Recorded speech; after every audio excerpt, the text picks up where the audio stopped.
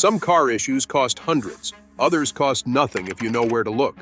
Modern vehicles run on software, and sometimes all they need is a reset. From clearing warning lights to restoring lost power, these fixes are real, used by dealership techs, and completely free. In the next few minutes, you'll learn 20 proven reset methods that solve real problems. No tools, no guesswork. By the end, you won't just understand your car better, you'll know how to take control of it. It starts with the oldest method in the book, the battery disconnect reset. Turn off the engine and remove the key. Open the hood and disconnect the negative battery terminal. Then press and hold the brake pedal for 30 seconds to drain residual power.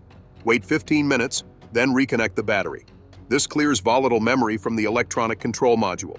It erases soft codes, glitchy throttle behavior, and idle irregularities. Your car starts fresh. You'll lose clock and radio settings, but it's a small trade-off. If your check engine light was caused by a minor fault, it may vanish. Idle may feel rough temporarily.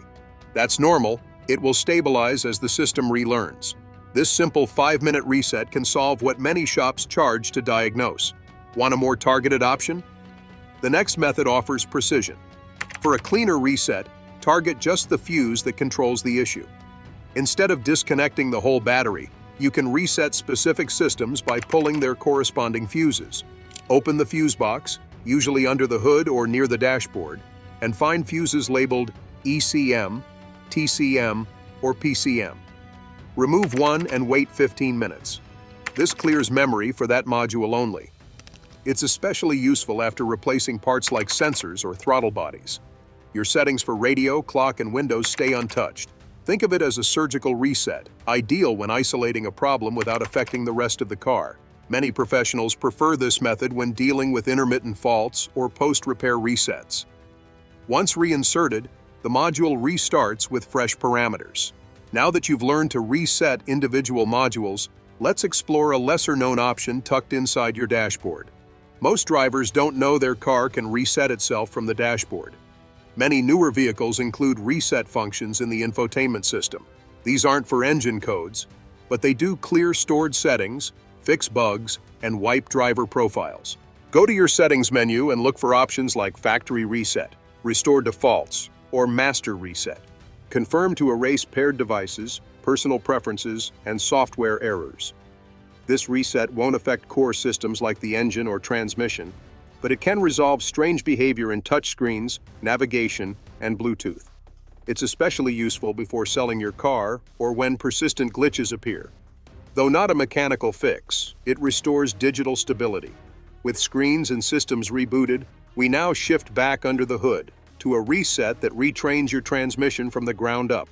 Automatic transmissions learn how you drive, and sometimes they learn bad habits. Your transmission control module adjusts over time to your habits. If shifts feel slow or clunky, it might be time for a reset. Here's how. Turn the key to on, but don't start the engine. Press and hold the gas pedal for 10 seconds. Turn the key to off while still holding the pedal. Release the pedal, wait 2 minutes, then start the car. Drive gently. The system will relearn shift points. This works on vehicles from Nissan, General Motors, and Mercedes-Benz. It doesn't fix hardware, but it clears learned data that might no longer suit your current driving style. After this reset, most drivers notice crisper gear changes.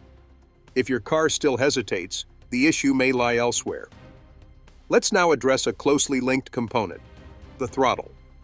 If your throttle feels jerky or slow, the throttle position sensor may be confused. This sensor tells your car how much gas you're giving it. If it loses calibration, the result is poor acceleration or erratic idle. You can often fix this without tools. Here's the process. Turn the key to on without starting the engine. Wait 2 seconds. Press and release the gas pedal 5 times. Wait 10 more seconds. Start the engine. This resets the throttle sensor in many Honda, Toyota, and Nissan models. If successful, you'll notice improved throttle response and smoother takeoff. Many mechanics recommend replacing the sensor, but a reset like this can often restore function. It's fast, free, and reversible. After a throttle reset, though, idle can sometimes feel rough. That's where the next reset comes in. A battery or sensor reset often wipes idle memory, and your car won't like that. If you notice rough idle, stalling, or hesitation after a reset, the electronic control module likely forgot its learned values. Here's how to fix it. Start the engine with all accessories off. No air conditioning, no lights. Let it idle for 5 to 10 minutes. Then turn on the air conditioning and let it idle for another 5 minutes. Finally, take a gentle 10-minute drive without hard acceleration. This process allows the system to relearn airflow, fuel trims, and timing needed for a stable idle. Skip this, and you'll deal with poor drivability until the system recalibrates itself over time. The idle relearn isn't a hack. It's a necessary step that many overlook after disconnecting the battery or resetting the throttle. And now that idle's sorted, let's dive into a reset designed specifically for continuously variable transmissions. Continuously variable transmissions can adapt, but sometimes they adapt badly. If your CVT feels sluggish or unresponsive, it may need a logic reset. This is common on Nissan, Subaru, and Toyota models. Here's what to do. Warm the engine to full operating temperature. Then, while parked, apply steady throttle to around 2,000 RPM for 10 seconds. Let off. Then perform 3 cycles of firm acceleration and deceleration during a short drive. This helps the CVT relearn shift behavior, clutch engagement, and throttle mapping. In some models, like Nissan Altima or Subaru Forester, this process is built into the control software and doesn't require tools. For others, it may take a few drive cycles to complete. A sluggish CVT doesn't always mean it's failing. It may just be operating on outdated logic. With this reset, you get smoother, more predictable performance, often within the same day. But if your car still feels stuck or slow, the next reset may be exactly what it needs. When a car goes into limp mode, it's protecting itself, but sometimes it forgets to stop. Limp mode is a safety feature that limits performance when a fault is detected. Your car might refuse to shift above a certain gear, cap engine RPM, or cut throttle response. Normally, this resets once the issue is fixed, but often, the electronic control module holds on to the fault even after a repair.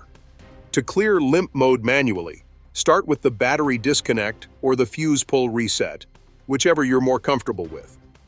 These steps wipe soft error codes that keep the car in restricted mode.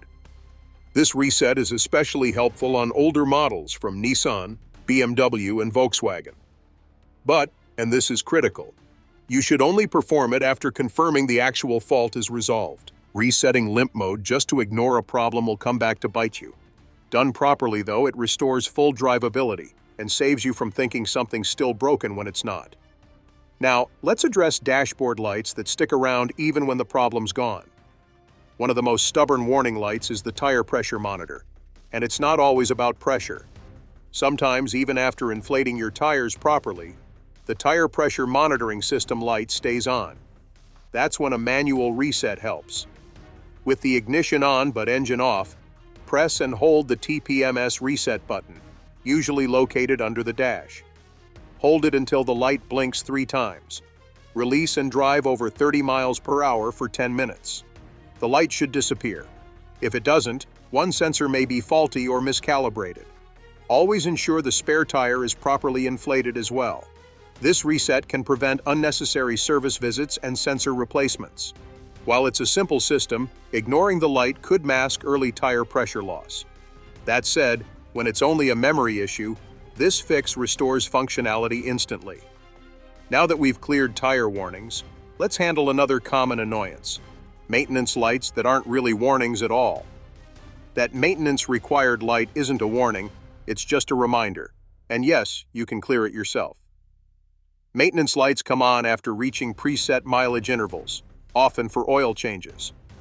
They don't indicate damage, just time-based service.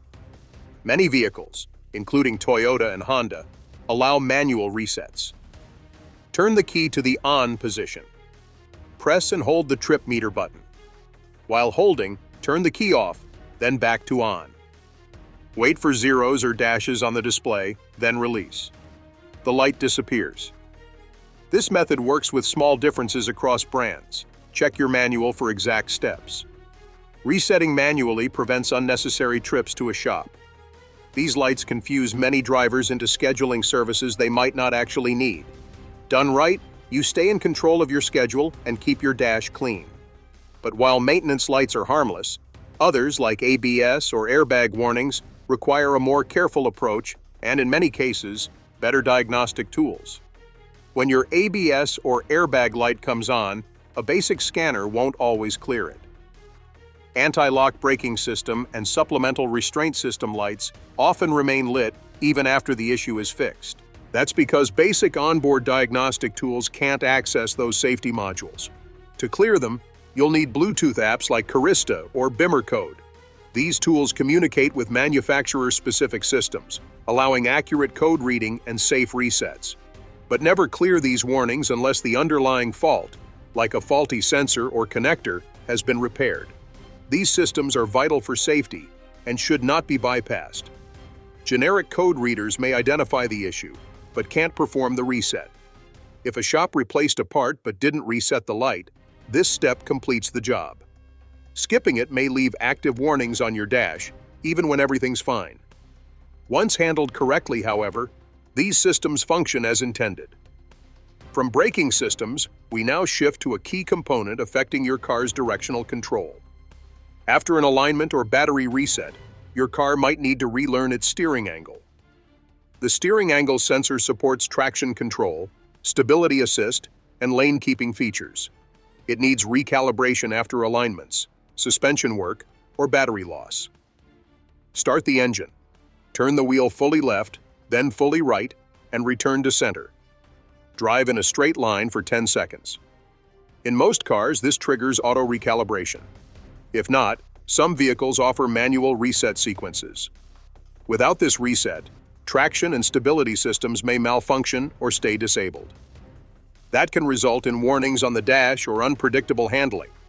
This step ensures your car understands where the wheels are pointing and maintains proper electronic control during driving. It's often missed after mechanical work, but it's crucial, especially in cars with advanced driver assist features. With steering recalibrated, the system stabilizes and warnings clear on their own. Let's move from electronic control to a reset that follows physical repair when you've just swapped in a new sensor. Swapping in a new sensor doesn't always fix the issue until you reset the car's memory.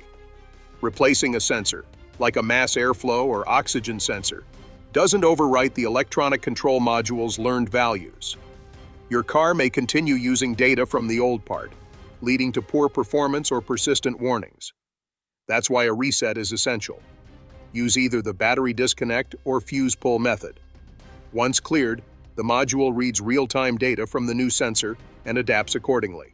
Without this step, the car may misfire, idle rough, or throw a check engine light again. It's a simple but critical follow-up to any sensor replacement.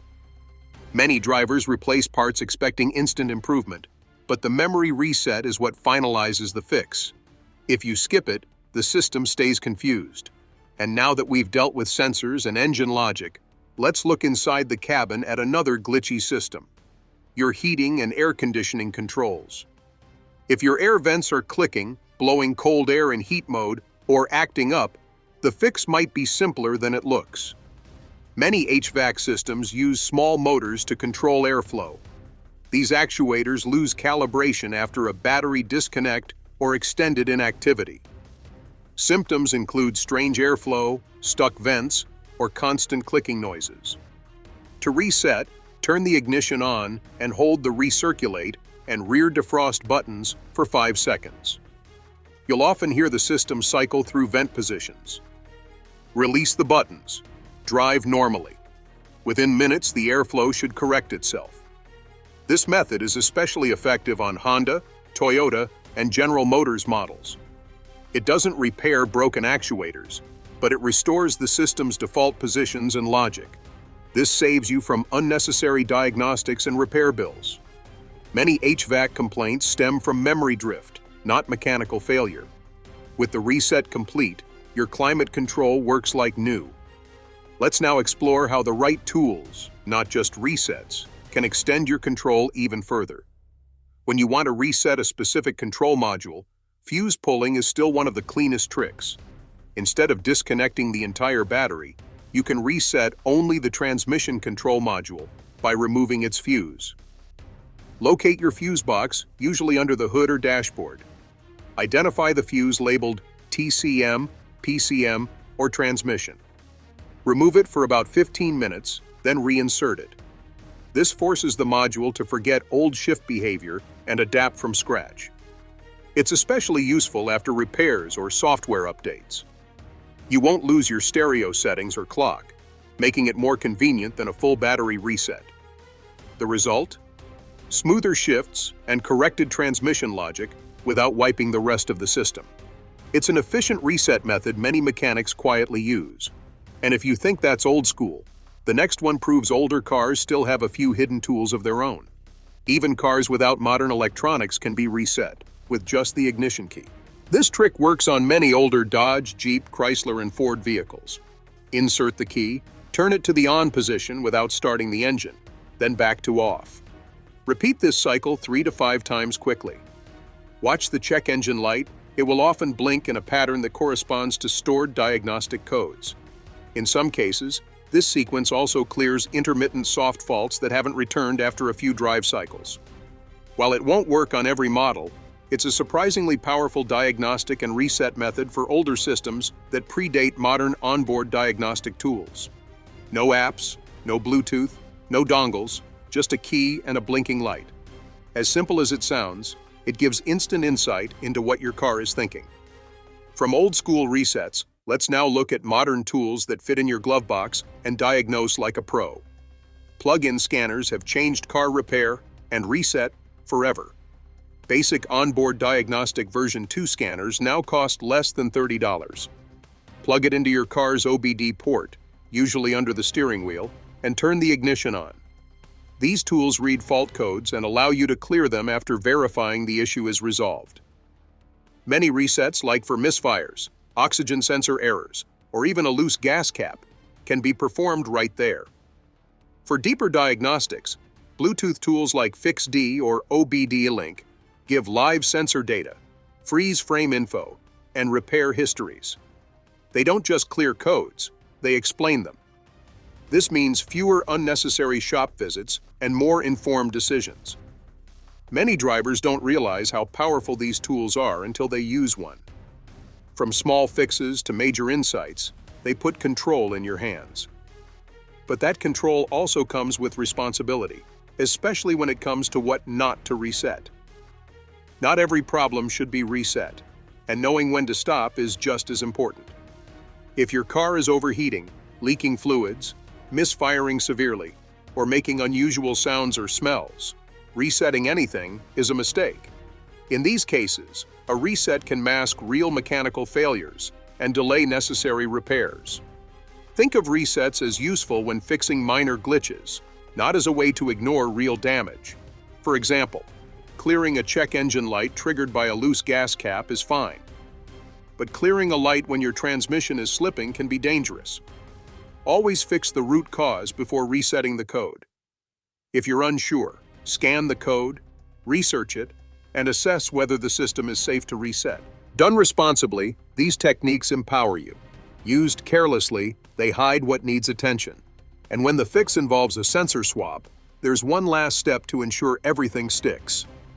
Once a sensor is replaced, the job isn't done until the system resets and relearns. Modern engine control modules adapt to sensor data over time. Replacing a part like a mass airflow or throttle sensor doesn't automatically wipe those old settings. That's why, after any sensor swap, you should reset the electronic control module using either the battery disconnect or fuse pull method. Then perform the correct idle or throttle relearn procedure for your vehicle. This allows the system to recalibrate based on fresh inputs. If you skip this step, your car may run rough, misfire, or throw another check engine light, even with a brand new sensor. Many post-repair issues come from mismatched old data, not new faults. This reset bridges that gap. And now that you've learned how to perform and time your resets, it's time to do what smart drivers do: keep a personal reset history. Every time you reset your car, write it down. It's your personal service trail. Keeping a reset log helps track patterns.